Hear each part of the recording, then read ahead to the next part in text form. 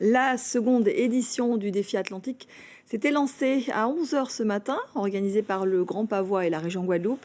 Cette transatlantique permet aux classes 40 de la Route du Rhum de rentrer à La Rochelle via les Açores. En course et en équipage, le marin de la rédaction Bruno Ponciovillon est à la barre du reportage qui suit.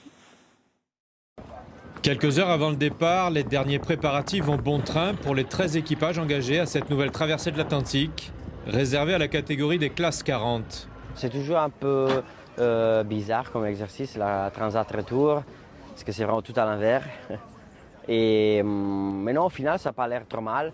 En tout cas, on ne va pas avoir des conditions trop dures, ça c'est très probable.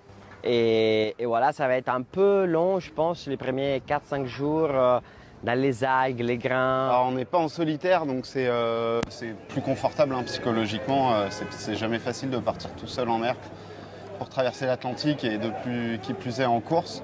Là, à 3, avec 2 autres personnes très compétentes, c'est confortable. Je sais que quand je vais dormir, je dormirai sur mes 2 oreilles et un peu plus que 20 minutes. Une transat retour vers la métropole à destination de La Rochelle via une escale à Horta aux Açores. Une transat souhaitée par l'association de classe des 40 pieds en partenariat avec la région Guadeloupe. Cette transatlantique qui est la deuxième édition, la seule qui part du nid de la Caraïbe vers l'Hexagone.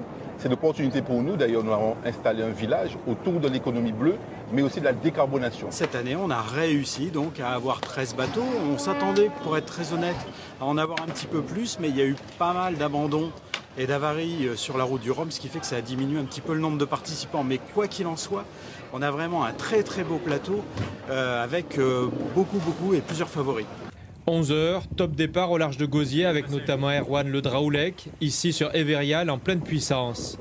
À plus de 18 nœuds, Everial et les Italiens d'Ipsa et à la Grande Pirelli fonçaient au portant vers une première marque de parcours située à hauteur de Trois-Rivières. Une seconde marque sera contournée à Marie-Galante avant de rallier le nord et terminer leur première étape dans une dizaine de jours.